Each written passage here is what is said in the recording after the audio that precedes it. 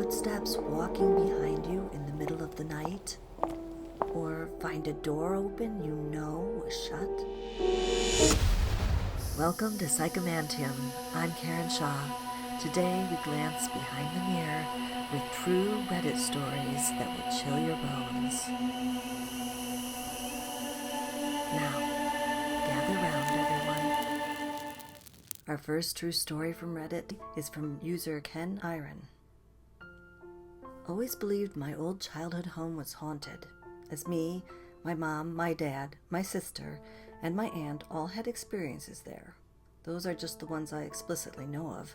There's likely more people who've experienced things. My grandfather worked his ass off to build the home and get everything set up, and we were inclined to believe he kept watch over us regularly after his tragically early passing. None of his grandchildren ever got the chance to meet him. However, according to my mom, I had seen him sitting on an old wooden stereo that spanned the length of our dining room wall when I was a toddler. I don't remember that experience because of how young I was. I asked her, "Who is that man here?" And she responded with, "What man?" And I walked over to him, acted as if I was patting his leg, and said, "It's okay, I see you. If I recall correctly, I think I even pointed him out in a picture as the person I saw." There were several other, mostly minor instances that weren't too difficult to rationalize that occurred to all of us, but I'll share the spookiest thing that happened to me during my middle school years. One night, I kept hearing creaks, cracks, and knocks near my bedroom door, and in the hallway just beyond it. My bed was positioned where I couldn't see directly into the hallway, and my door had to remain open to supply heat to the rest of the house, as the vent in my room worked better than any of the others. These noises occasionally happened for small stretches some nights, and I don't know exactly how to describe their frequency, but I will say that they always seemed deliberate and relatively intelligent. Like whatever was making the noises was acutely aware of if I was paying attention to it or not. The noises would usually die down when I actively listened to or looked for them, and if I outright ignored them, they'd usually stop after a bit, or I'd just fall asleep in spite of them, which was admittedly rare because this spooked me a lot as a kid. This particular night, however, they were a bit more aggressive, almost like there was a certain excitement to them. They continued for a few hours in the middle of the night while everyone else was asleep. I'd say roughly from 10 or 11 to 1 a.m. is when this took place. I could not sleep at all, and every time I started to drift off, the noises became much heavier. So I figured I'd read a book to make me as sleepy as possible. I grabbed a Bible and read the most boring passages I could find. I was to the point where I was drifting off with the overhead light on and me on my side with my head propped up on my hand like I was trying to do some sexy pose or something, just without bringing my knee up. And every single time I began to doze, I'd be woken up by these noises. I'd finally had enough and decided I'd sleep in my mom's room if she'd let me. It always felt like her room was afforded a certain sense of privacy, further lending to our theory of it being my grandfather. This is where things went from, I can maybe rationalize this, to, this is freaking insane. I closed the book, set it on my nightstand, got up, and began walking to the door when I started hearing crinkling behind me. Us kids had ruined a mattress or two in the past by spilling stuff on them, so the plastic wrapping was left on our current ones for easier cleanup, and to avoid having to buy new ones in such cases. Now sometimes there would absolutely be a little crinkling heard after getting up off it, but this time it was quite a bit louder and lasted longer. I got to my door, realized it was still crinkling, and my curiosity got the better of me. I turned around and I could see the material moving on the side of the mattress. There was an impression in it, moving from the lower end up towards the headboard like someone was brushing up against it walking by. I immediately noped the hell out of there, and as I was speed walking, I didn't run because I didn't want to wake everyone else up, down the hallway, I thought I heard footsteps behind me.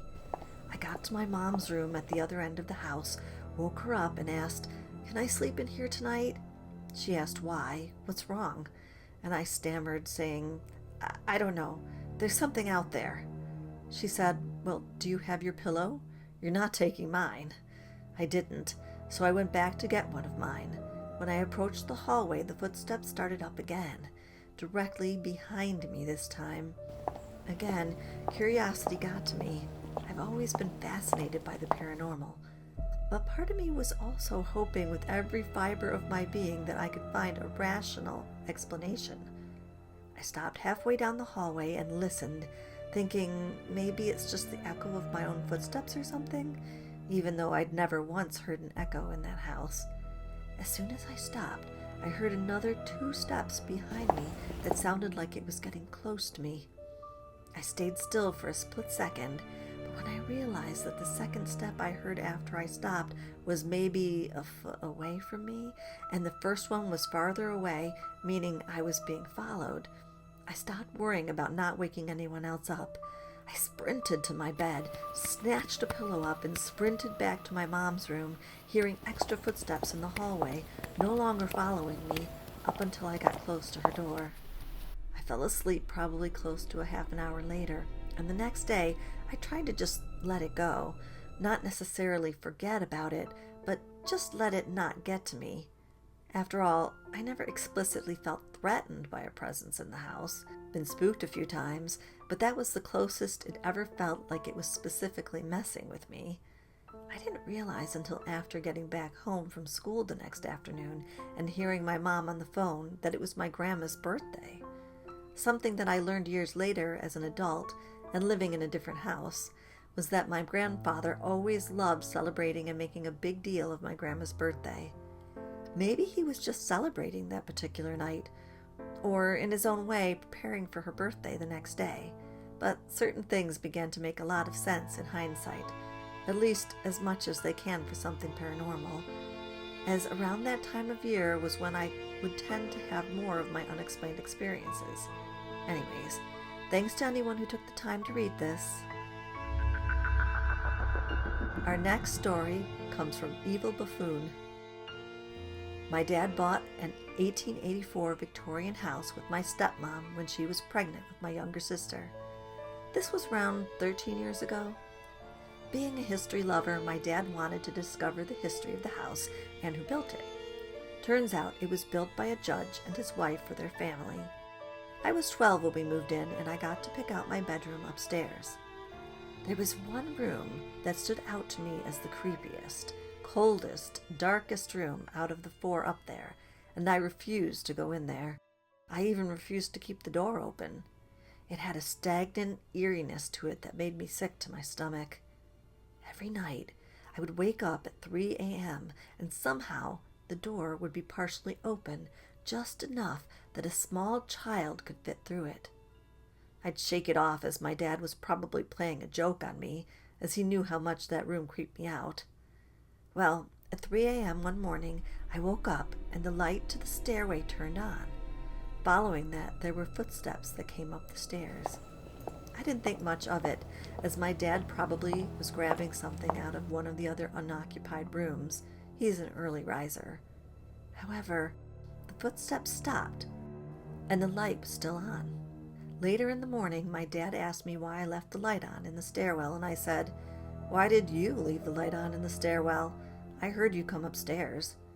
He said he didn't come upstairs, and I believed him. And while we were on the topic, I told him to stop leaving the creepy room door open. He swears he didn't. And as a dad would say, why would I open a door to a room no one is in and waste heat and money like that? Which makes sense. He has no reason to open the door. This is an old, poorly insulated house that he was renovating, and it took a lot of heat and money to keep it warm. About a year later, it was late, and I fell asleep on the couch downstairs, so I got up to go to my room. When I got to the top of the stairs, I noticed the door to the creepy room was open. Tired and annoyed at this point, I went to close it, but froze when I saw a hand on the door frame and a little white face of a little girl. Just as quickly as I saw her, she vanished. As my dad continued to renovate the house, I guess it stirred things up because we could be sitting in the dining room and we could hear little footsteps above us, running, dancing, around the creepy room that was directly above the dining room. A few years later, we discovered that the judge and his wife who built the house had a daughter who died in some kind of accident. She was only 9 when she died. I haven't seen her since, but to this day I still refuse to go into that room. The next story comes from RageReset. My mother's story. I've no reason to doubt her, and she's never told another or been concerned with the supernatural. She does have a vaguely spiritual streak, but that's all. Mostly she's pretty no-nonsense. When she retired, she got heavily into family history. At some point, she obtained the diary of my dad's mother, who'd passed perhaps 20 years previously, who we all called Nan. Nan had been a very stiff and proper English type, called everyone dear, used adjectives like terribly and perfectly dreadful, and was always relentlessly formal and seemed to be slightly offended at all times. She was also an intensely private person and never wanted anyone knowing her business. So one night, my dad was away, and my mother, home alone, sits down with the diary and starts going through it. It starts raining, nothing unusual since they live on the coast. She gets up and closes a few windows, goes back to the diary. The rain turns into a storm. It gets windy. She goes to the other room and shuts the windows there. Comes back to the diary. A few more minutes go by. She's been looking at the diary for maybe 15 minutes at this point. Suddenly, the intercom to her right bursts to life at full volume with just static coming from the speaker. They live in a 3-story house on the side of a hill that was originally built by an electrician, so there are a million lights, PowerPoints on every wall, and every room has an intercom. After recovering from the fright, she turns off the intercom. The one in the next room is still going full blast. She gets up and shuts that off, and can hear the rest of the house downstairs still going. Every intercom. She heads down to the middle level where the master unit is and turns the intercom off. She's heading upstairs when she notices all the pictures on the walls. My mother is heavily into hanging things on the walls. Big, small paintings, family photos. There's a lot of frames on the walls, and are all askew. All at a similar angle, not random. Meanwhile, the storm has increased. The floor she's on is lined the length of the house on one side with timber-framed windows. Even the tops of the windows are wet with rain, which rarely happens and takes a proper storm to do. As she stood there taking this all in, what she could only describe as an intense gust of wind rattles the windows from one end of the house to the other, as if a speeding train went past on the balcony outside.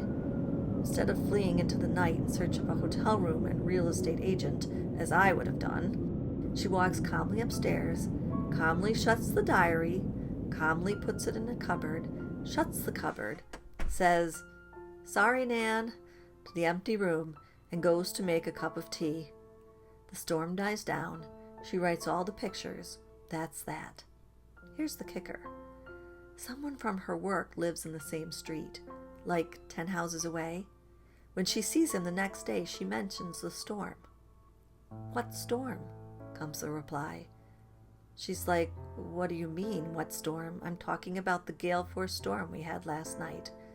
The guy looks at her funny and says he would have known if there was a storm, since they had dinner on the balcony that night, and there wasn't a storm at any point. Reading this back, it sounds completely made up. I can only swear it isn't.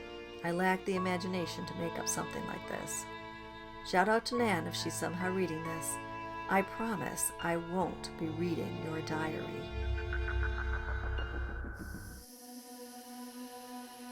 Thanks for listening. Please drop us a like and subscribe. In the following days, look for more stories, both true and fictional, and explorations of all things creepy and unexplained. If you have a story to share, drop an email to the address in the description. Until next time, think twice before you look behind you in the mirror. There may be something on the other side.